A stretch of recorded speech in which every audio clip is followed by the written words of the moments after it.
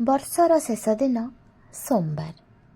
ଦେଖୁ ଦେଖୁ ଜୀବନର ଆଉ ଗୋଟିଏ ବର୍ଷ ଏତେ ଜଲ୍ଦି ସରିଗଲା ଜଣା ହିଁ ପଡ଼ୁନି। ପ୍ରତିବର୍ଷ ଜାନୁଆରୀ ଆମକୁ ସ୍ୱପ୍ନ ଦେଖାଏ, ଆଉ ଡିସେମ୍ବର ବାସ୍ତବତାର ଆଇନା।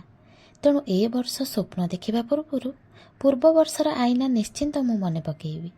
ତ୍ୟାଗ ସେହିଠାରେ କରିବି ଯେଉଁଠାରେ ତ୍ୟାଗର ସମ୍ମାନ ଥିବ। ଅନ୍ୟକୁ ଖୁସି କରିବା ପ୍ରୟାସରେ ନିଜର ସବୁକିଛି ଜଳାଞ୍ଜଳି କେବେ ବି ଦେବି ନାହିଁ। ନିଜକୁ ଗୁରୁତ୍ୱ ଦେବା ସହ ଯାହା ପାଇଁ ମୁଁ ଗୁରୁତ୍ୱପୂର୍ଣ୍ଣ ସେହିମାନଙ୍କୁ ହିଁ ଗୁରୁତ୍ୱ ଦେବି। ନିଜର ଆତ୍ମସମ୍ମାନ ପାଇଁ କୌଣସି ସମ୍ପର୍କ ଆଗରେ ଭାଙ୍ଗିବିନି। ପାଇଥିବା ଧୋକା, ଅପମାନ, କଷ୍ଟକୁ ଭୁଲି ତ ପାରିବିନି, କିନ୍ତୁ ଚେଷ୍ଟା ନିଶ୍ଚୟ କରିବି। କ୍ଷମା ତ ମୁଁ ସେମାନଙ୍କୁ କରିଦେଇଛି, କିନ୍ତୁ ଆଉ ଥରେ ସେ ସମ୍ପର୍କ ରଖିବିନି। ପ୍ରଭୁ, ତୁମ ଆଶୀର୍ବାଦରୁ ମିଳିଥିବା ମୋର ଏଇ ଛୋଟ ସଂସାରରେ ସବୁବେଳେ ତୁମ କରୁଣା ଝରୁଥାଉ। ଜୀବନର ସବୁ ସୁଖ ଦୁଃଖରେ ତୁମେ ମୋ ସାଥିରେ ରହିଥାଅ। ତୁମ ଆଶୀର୍ବାଦ ଥିଲେ ସବୁ ଦୁଃଖର ପାହାଡ଼ ମୁଁ ଖୁବ୍ ସହଜରେ ଲଙ୍ଘିଯିବି।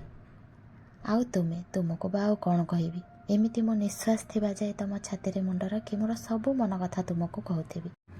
ଏହି ନବବର୍ଷରେ ପ୍ରଭୁ ଜଗନ୍ନାଥ ସମସ୍ତଙ୍କର ଦୁଃଖ ହରି ନିଅନ୍ତୁ, ଆଉ ସମସ୍ତେ ବହୁତ ଖୁସିରେ ରୁହନ୍ତୁ। ଜୟ ଜଗନ୍ନାଥ।